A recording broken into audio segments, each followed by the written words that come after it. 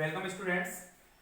तो हमने previous lecture में बात की थी परावैद्युतांक के बारे में कि परावैद्युतांक क्या होता है कि वो कुछ अलग पदार्थ होते हैं, अगर उनको इलेक्ट्रिक फील्ड में रख दें तो उनका क्या हो जाता है, ध्रुवण हो जाता है, प्रेरित ध्रुवण हो जाता है। जिस तरह से हम बता रहे थे कि इधर हमने एक इलेक्ट्रिक फील्ड लगा दिया जिसमें पहले से आवेश इधर होगा प्लस और इधर होगा आवेश माइनस, लेकिन इसके अंतर्गत एक परावैद्युत माध्यम की एक प्लेट रखी हुई है। तो परावैद्युत माध्यम की प्लेट है, उसका प्रेरण हो जाएगा तो उसके आवेश हैं, इस तरह से उसके जो अणु होंगे या परमाणु होंगे परावैद्युत पदार्थ के, उनका ध्रुवण किस तरह से होगा, प्लस की साइड में माइनस, इस तरह से माइनस प्लस माइनस प्लस। तो अंदर वाले हैं वो आपस में एक दूसरे से कैंसिल आउट होकर इधर तो माइनस चार्ज बचेगा और इधर वाला प्लस चार्ज बचेगा, मतलब अपोजिट चार्ज है वो किन पर आ जाएगा, परावैद्युत माध्यम के पृष्ठ पर आ जाएगा या अपोजिट साइड में आ जाएगा। इधर माइनस आ जाएगा और इधर कौन सा आ जाएगा, प्लस आ जाएगा, इस तरह से। ठीक है, यहां तक हमने बात कर ली थी। इसके बाद हेडिंग डालो अध्रुवीय व ध्रुवीय अणु अथवा परमाणु। हेडिंग डालो नेक्स्ट,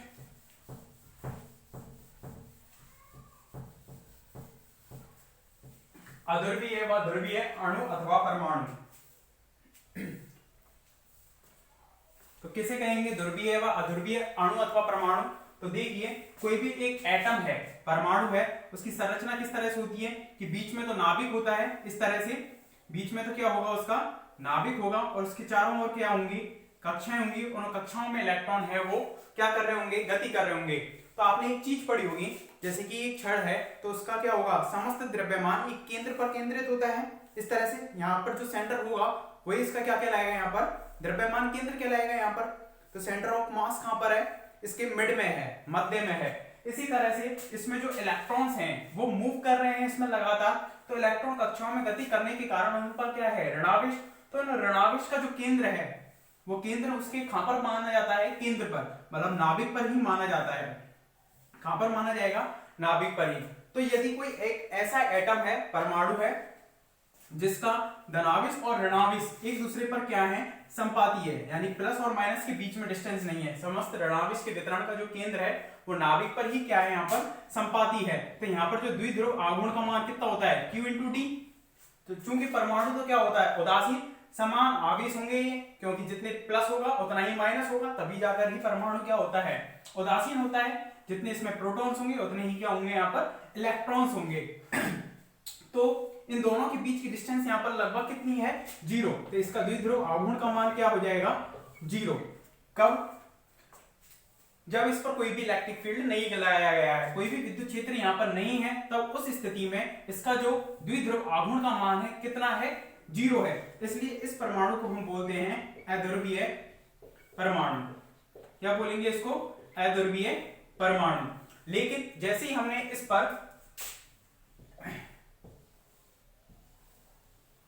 इस पर हमने बाह्य विद्युत क्षेत्र ये लगा दिया, कौन सा लगा दिया, इलेक्ट्रिक फील्ड ये लगा दिया। और इलेक्ट्रिक फील्ड कहां से कहां की ओर होता है, प्लस से माइनस की ओर होता है, प्लस से माइनस की ओर। तो प्लस की ओर इसका अट्रैक्ट हो जाएगा माइनस चार्ज जितना भी होगा, और माइनस के स्थान पर हो जाएगा, माइनस की साइड में हो जाएगा प्लस, मतलब माइनस प्लस के बीच में कुछ ना कुछ डिस्टेंस बन जाएगी। तो मतलब इसके बीच की जो डिस्टेंस है इन दोनों के बीच की हमने स्मॉल d मान ली। तो इसका जो द्विध्रुव आघूर्ण का मान है Q × D से नॉट इक्वल टू 0, मतलब कुछ ना कुछ इसकी वैल्यू आएगी। जब इलेक्ट्रिक फील्ड का मान यहाँ पर 0 था, यहाँ पर इलेक्ट्रिक फील्ड कितना है, 0 है, विद्युत क्षेत्र का मान 0 है, उस स्थिति में ये परमाणु किसका काम कर रहा है, अध्रुवीय का। लेकिन जैसे इस पर विद्युत क्षेत्र हमने लगाया तो इसके लिए प्रेरित द्विध्रुव आघूर्ण का मान कितना हो गया, नॉट इक्वल टू 0, मतलब कुछ ना कुछ वैल्यू आ रही है, इसलिए इसको हम बोल देते हैं प्रेरित द्विध्रुव आघूर्ण। इसको बोल देंगे प्रेरित द्विध्रुव आघूर्ण। और वो परमाणु कैसा कहलाएगा, प्रेरित ध्रुवीय परमाणु। परमाणु कैसा कहलाएगा, प्रेरित ध्रुवीय। पहले तो अध्रुवीय था, लेकिन हमने उसको प्रेरित किया है, किसके लिए, ध्रुवीय होने के लिए। किसकी सहायता से, इलेक्ट्रिक फील्ड की सहायता से, ताकि जो प्लस माइनस एक दूसरे पर संपाती बैठे हुए थे उन दोनों के बीच में क्या आ जाए, वहां पर डिस्टेंस आ जाए। और वो कितनी हो गई, d। और वो कितने ऑर्डर में होगी, लगभग नाभिक के अंदर ही बात कर रहे हैं तो वो लगभग फर्मी ऑर्डर में होगी। नाभिक के अंदर की बात कर रहे हैं तो वो किस ऑर्डर में होगी, फर्मी ऑर्डर में। तो ये अध्रुवीय परमाणु था, उस पर यदि हमने इलेक्ट्रिक फील्ड लगाया तो वो प्रेरित ध्रुवीय परमाणु बन गया, बाद में बनाया। लेकिन ध्रुवीय परमाणु कौन से होंगे, जो ऑलरेडी ध्रुवित है। ऑलरेडी ध्रुवित से मतलब क्या है, कि उस पर इलेक्ट्रिक फील्ड नहीं लगाया, उससे पहले ही ये स्थिति बनी हुई है। मतलब कोई परमाणु है उसमें ऑलरेडी क्या है, माइनस और प्लस इस तरह से एक दूसरे पर संपाती नहीं है, उनके बीच में डिस्टेंस बनी हुई है। तो ये परमाणु कैसा है, ध्रुवीय परमाणु। ध्रुवीय परमाणु कहलाएगा। यहाँ पर इलेक्ट्रिक फील्ड का मान कितना है, 0, और डाइपोल मूवमेंट द्विध्रुव आघूर्ण का मान इज नॉट इक्वल टू 0, यानी विद्युत क्षेत्र की अनुपस्थिति में ही उसका कुछ ना कुछ क्या होगा, द्विध्रुव आघूर्ण होगा, तो वो क्या कहलाएगा, ध्रुवीय परमाणु। लेकिन अगर ऐसा कोई पदार्थ है जिसमें सारे के सारे जो परमाणु हैं वो कैसे हैं, ध्रुवित हैं, मतलब हमने एक ऐसा पदार्थ ले लिया, ये इसमें परमाणु है कई सारे, इस तरह से बहुत सारे परमाणु हैं, तो इसका कुछ ना कुछ द्विध्रुव आघूर्ण है, दूसरे परमाणु का भी कुछ ना कुछ द्विध्रुव आघूर्ण होगा, तीसरे का भी होगा। इस तरह से इसको हम पदार्थ का जो इलेक्ट्रिक फील्ड है, सॉरी द्विध्रुव आघूर्ण है, उसको हम ऐसे दिखा सकते हैं, वो किसी भी दिशा में संरेखित हो सकता है, क्योंकि द्विध्रुव आघूर्ण है। कैसी भी बना सकते हैं इसको, किसी भी रैंडमली यादृच्छिक दिशा में क्या होगा, वो संरेखित होगा, यादृच्छिक दिशा में होगा उसका द्विध्रुव आघूर्ण। एक परमाणु का इधर है, दूसरे का इधर है, क्योंकि द्विध्रुव आघूर्ण कैसी राशि है, सदिश राशि। इस तरह से हुआ कब, जब इलेक्ट्रिक फील्ड का मान 0 है तब। लेकिन जैसे ही हमने इस पर इलेक्ट्रिक फील्ड लगा दिया इस पदार्थ पर, इलेक्ट्रिक फील्ड लगाने पर क्या होगा, ये सभी की सभी एक ही दिशा में संरेखित हो जाएंगे। कौन सी दिशा में, इलेक्ट्रिक फील्ड की दिशा में ही ये क्या हो जाएंगे, सारे के सारे संरेखित हो जाएंगे। कब, जब इस पर हमने क्या लगा दिया, इलेक्ट्रिक फील्ड, ई वेक्टर अगर हमने लगा दिया तो सारे के सारे एक ही दिशा में क्या हो जाएंगे, संरेखित, इस तरह से।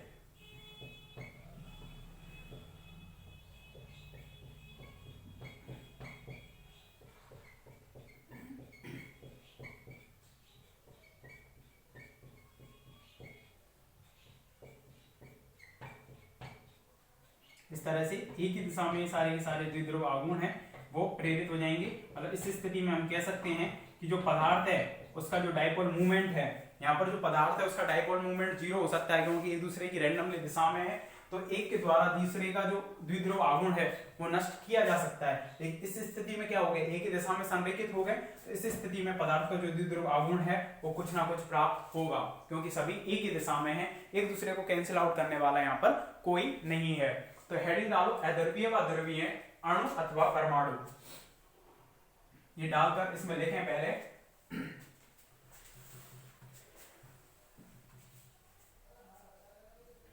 हम जानते हैं कि प्रत्येक परमाणु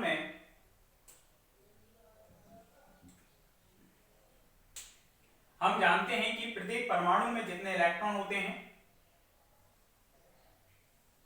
हम जानते हैं कि प्रत्येक परमाणु में जितने इलेक्ट्रॉन होते हैं उतने ही प्रोटॉन होते हैं, अर्थात परमाणु उदासीन होता है,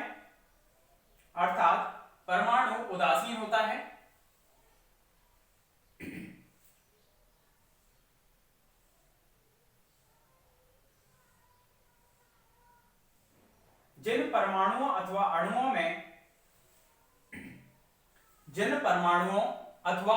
में ऋणावेश के वितरण का केंद्र, जिन परमाणुओं अथवा अणुओं में ऋणावेश के वितरण का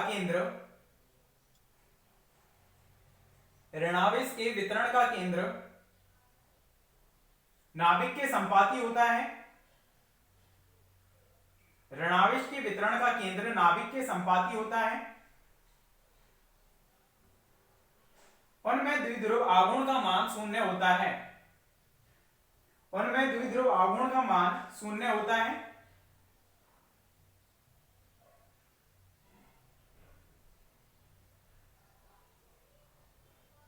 यदि इन परमाणुओं को विद्युत क्षेत्र में रखा जाता है,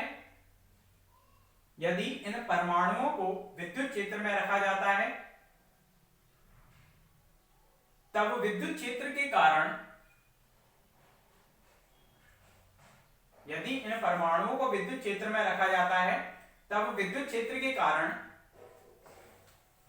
इनके ऋणावेशों के वितरण का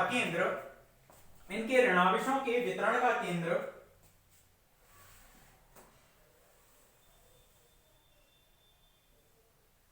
नाभिक से थोड़ा विस्थापित हो जाता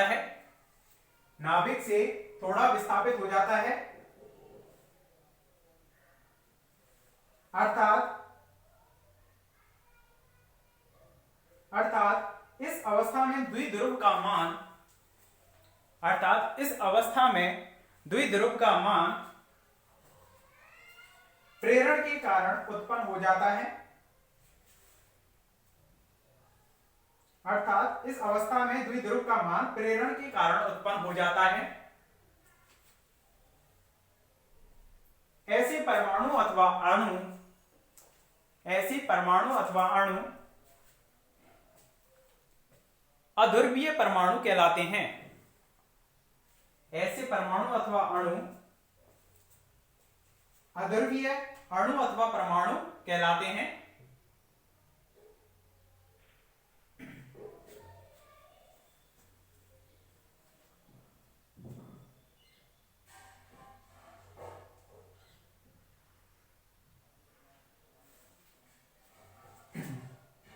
इसको बनाओ पहले कि धनावेश और ऋणावेश एक दूसरे पर संपाती हैं, इसलिए इसका द्विध्रुव आघूर्ण का मान कितना हो जाएगा 0। इस तरह से लिख दो, चित्र को बनाओ। अध्रुवीय परमाणु E वेक्टर 0 है एंड P भी यहां पर कितना है 0। इस तरह से लिख दो, इसको मत लिखना, समझाने के लिए था बस ये। इसको बना दो और इसी के साइड से इसको बना देना, ठीक है। और यहां पर लिख देना इसके नीचे, यहां पर इलेक्ट्रिक फील्ड है is not equal to 0 and P vector small बनाना इज नॉट इक्वल टू 0। दोनों ही नॉट इक्वल टू 0 है, मतलब इलेक्ट्रिक फील्ड कुछ ना कुछ हमने लगाया है तो तब द्विध्रुव आघूर्ण का मान हमें मिलेगा, क्योंकि दोनों के बीच में कुछ ना कुछ विस्थापन हो गया है। इस तरह से इलेक्ट्रिक फील्ड को भी रिप्रेजेंट कर देना E वेक्टर कर दो उसको। प्रेरित ध्रुवीय परमाणु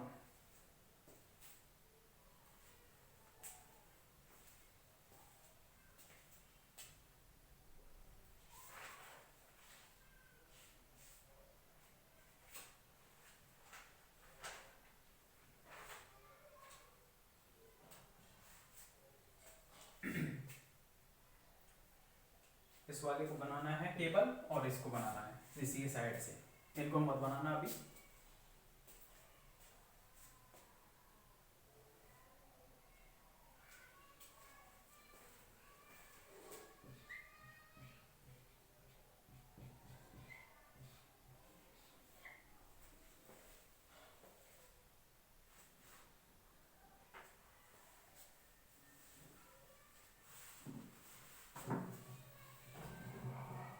आगे लिखना है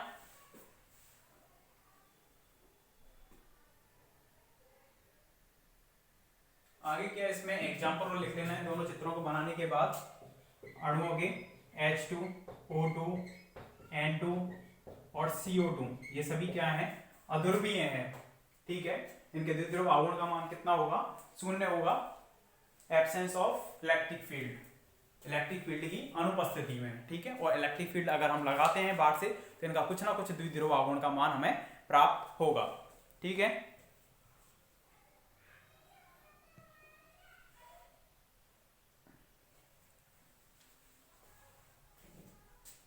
इसके आगे लिखें, एग्जाम्पलों को लिख लेना। उसके बाद यदि ऐसे परमाणु या अथवा अणु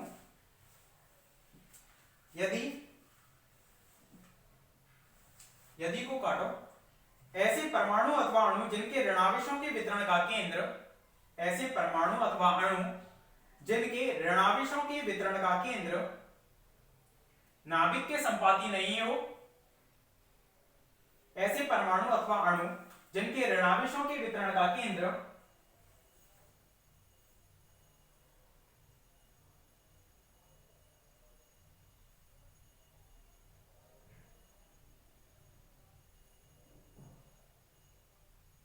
ऐसे परमाणु अथवा अणु जिनके ऋणावेशों के वितरण का केंद्र नाभिक के संपाती नहीं हो, अर्थात इनके द्विध्रुव आघूर्ण का मान कुछ ना कुछ प्राप्त होता है।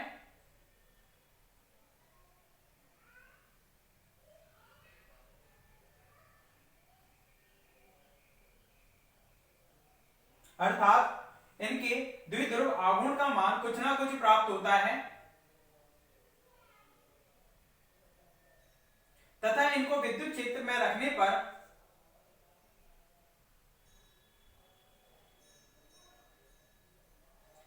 इनको विद्युत क्षेत्र में रखने पर सभी परमाणु के द्विध्रुव आघूर्ण तथा इनको विद्युत क्षेत्र में रखने पर सभी परमाणुओं के द्विध्रुव आघूर्ण एक ही दिशा में संरेखित हो जाते हैं, एक ही दिशा में संरेखित हो जाते हैं। इस प्रकार के परमाणु अथवा अणु, इस प्रकार के परमाणु अथवा अणु ध्रुवीय परमाणु अथवा अणु कहलाते हैं, ध्रुवीय परमाणु अथवा अणु कहलाते हैं।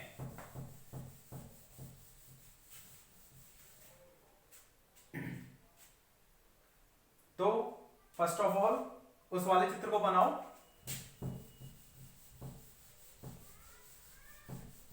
पहले नंबर पर इस चित्र को बनाओ, इसी की साइड में बना लेना इसको, और इसी की साइड से बना लेना तीसरे को।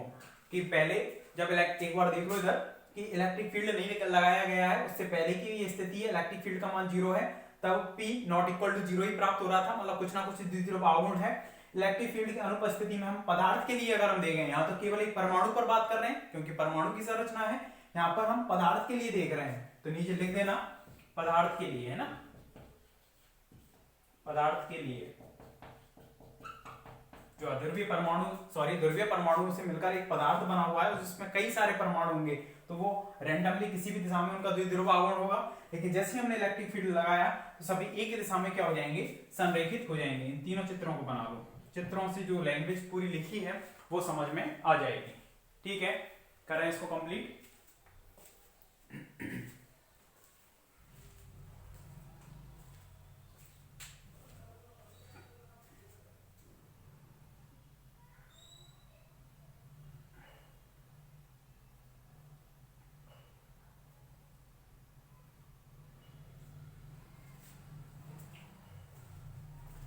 तीनों चित्रों को कंप्लीट करो।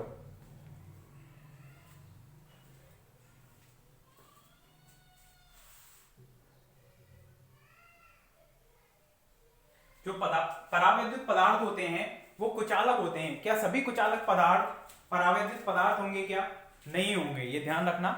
सभी जो परावैद्युत पदार्थ हैं वो तो कुचालक होते ही हैं, जैसे ग्लिसरीन, पैराफिन, मोम है, ये कुचालक तो होते हैं। इनमें से होकर विद्युत धारा का प्रवहन नहीं होगा। यदि एक तरफ आपने प्लस लगा दिया इस तरह से और एक तरफ इसमें से माइनस लगा दिया, ग्लिसरीन का कोई भी हमने सैंपल ले लिया उसमें से, इसको अगर हम टच करेंगे तो इसमें करंट नहीं आएगा, मतलब एक तरह से कुचालक की तरह बिहेव करेगा, बस उनका द्रवण हो जाता है।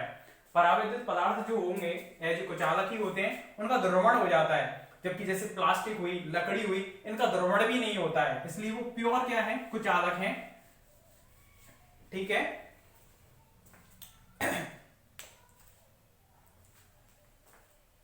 तो एक इसके बाद नोट डालकर लिखना,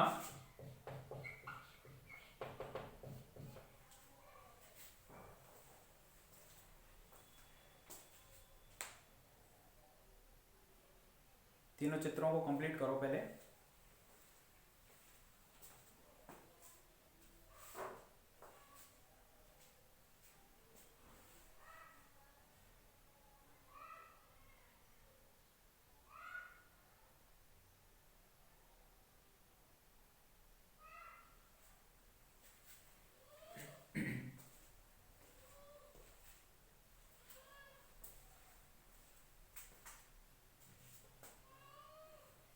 लिखना, सभी परावैद्युत पदार्थ कुचालक होते हैं।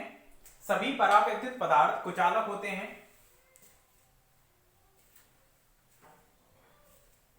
सभी परावैद्युत पदार्थ कुचालक पदार्थ होते हैं, लेकिन सभी कुचालक पदार्थ परावैद्युत पदार्थ हो यह आवश्यक नहीं। सभी कुचालक पदार्थ परावैद्युत पदार्थ हो यह आवश्यक नहीं।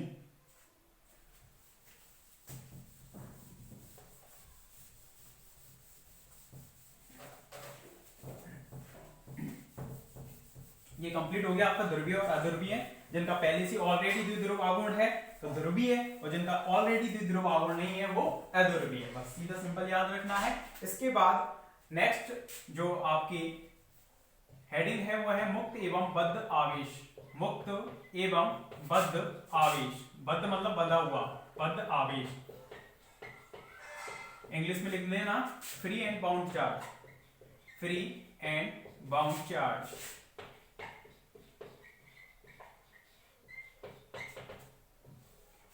मुक्त एवं बद्ध आवेश, इसके बारे में हमें पढ़ना है कि क्या मुक्त आवेश, जैसे नाम से पता चल रहा है फ्री है और ये बंधा हुआ है। बंधा हुआ किससे रहेगा? नाभिक से ऑलरेडी, क्योंकि एक तत्व में जो इलेक्ट्रॉन होते हैं, जैसे कि एक अगर हम किसी भी धातु के लिए बात करें तो धातु के बाह्यतम कोश के जो इलेक्ट्रॉन है, इलेक्ट्रॉन वो नाभिक से कैसे होते हैं? लूजली बाउंड होते हैं, लूजली बाउंड होते हैं, मतलब शिथिलताबद्ध होते हैं, मतलब टाइटली। इन दोनों के मध्य जो कूलाम आकर्षण बल लग रहा होगा वो कैसा लग रहा होगा? बहुत कम परिमाण का लग रहा होगा। इसलिए ये इलेक्ट्रॉन फ्रीली क्या कर सकते हैं? यहाँ से मूव कर सकते हैं। यदि इसमें हमने विद्युत धारा प्रवाहित की तो वो विद्युत धारा की वजह से यहाँ पर गति कर सकते हैं। इसलिए आवेश को हम क्या बोल रहे हैं यहाँ पर? मुक्त आवेश और बद्ध आवेश। ये कौन से रहे? अंदर वाले आवेश, यानी कि एक तरह से परावैद्युत पदार्थ के लिए हम बात करें, जैसे कि एक हमने गोला ले लिया, अब गोले के अंतर्गत परावैद्युत पदार्थ के परमाणु मतलब कुचालक पदार्थ है, ठीक है। तो उसके जो परमाणु है वो इस तरह से, एक तरफ तो क्या होगा उस पे नेगेटिव चार्ज होगा और एक तरफ उसमें क्या होगा? पॉजिटिव चार्ज होगा, इस तरह से यहाँ माइनस और इधर प्लस चार्ज होगा। तो ये क्या है? ये चार्ज द्रवित हुआ है केवल। इलेक्ट्रिक फील्ड अगर हमने लगाया इस परावैद्युत पदार्थ पर, कौन सा पदार्थ है ये? परावैद्युत पदार्थ। और इस पर यदि हमने इलेक्ट्रिक फील्ड बाहर से लगाया है तो इलेक्ट्रिक फील्ड की वजह से इधर तो माइनस, प्लस की साइड में तो माइनस आ गया और माइनस की साइड में प्लस चार्ज आ गया, मतलब उसका द्रवित हुआ है, लेकिन ये फ्रीली मूव नहीं कर सकता। इसलिए ये आवेश तो कहलाता है बद्ध आवेश। कौन सा आवेश कहलाएगा? बद्ध आवेश। और बाह्यतम कोश की जो इलेक्ट्रॉन है वो फ्रीली मूव कर सकते हैं। जैसे कि धातुओं में होता है कि एक धातु की प्लेट है, लोहे की प्लेट मान ली, तो इसमें जो बाह्यतम कोश के इलेक्ट्रॉन है वो इजीली इसमें कहीं पर भी मूव कर सकते हैं। लेकिन क्या हमने बाहर से कोई भी बैटरी नहीं लगाई है, ध्यान रखना, इसमें बाहर से कोई भी बैटरी नहीं लगाई है, तो क्या इलेक्ट्रॉन इसकी बिना इसको ऊर्जा दिए यहां से इलेक्ट्रॉनों को बाहर निकाल सकते हैं क्या? धातु की छड़ से, इस प्लेट से हम उन इलेक्ट्रॉनों को बाहर निकाल सकते हैं क्या? नहीं निकाल सकते, क्योंकि इसमें सभी परमाणु कैसी अवस्था में है? उदासीन अवस्था में। लेकिन जैसे इलेक्ट्रॉन इसको छोड़कर जाएगा, इस पर ठीक वैसे ही क्या आ जाएगा? पॉजिटिव चार्ज आ जाएगा। तो वो इलेक्ट्रॉन उसको फिर से, इलेक्ट्रॉन को उसको क्या कर लेगा? वो खींच लेगा। जैसे ये प्लेट है, इस पे से इलेक्ट्रॉन जाने की कोशिश जैसी करेगा, इलेक्ट्रॉन जैसे जाने की कोशिश करेगा, इस पर पॉजिटिव चार्ज आ जाएगा और पॉजिटिव चार्ज इस नेगेटिव को फिर से अट्रैक्ट करने की कोशिश करेगा, क्योंकि हर कोई चाहता है कि मैं उदासीन अवस्था में रहूं, तो इसलिए इलेक्ट्रॉन को बाहर से जाने नहीं देगा। तो इसके लिए हम क्या करें? तो इसमें हमें बैटरी लगाकर बाहर से एनर्जी देनी होती है, ऊर्जा देनी होती है, विद्युत ऊर्जा, और विद्युत ऊर्जा पाकर वहां से हम इलेक्ट्रॉन को इस पथ में घुमा सकते हैं। मतलब जब तक वो उस प्लेट को छोड़कर नहीं जाएगा, जब तक कि बाहर से हम उस पर एक्शनल वर्क नहीं कर रहे हैं, बाह्य कार्य नहीं कर रहे हैं, लेकिन उस प्लेट में वो आसानी से कहीं पर भी मूव कर सकता है। इसलिए इस चार्ज को हम बोल रहे हैं कौन सा चार्ज? मुक्त चार्ज या मुक्त आवेश। क्या बोल रहे हैं इसको? Free charge. ठीक है, यहां तक इसको समझा दिया, इसको लिखेंगे हम नेक्स्ट लेक्चर में। ठीक है, थैंक यू।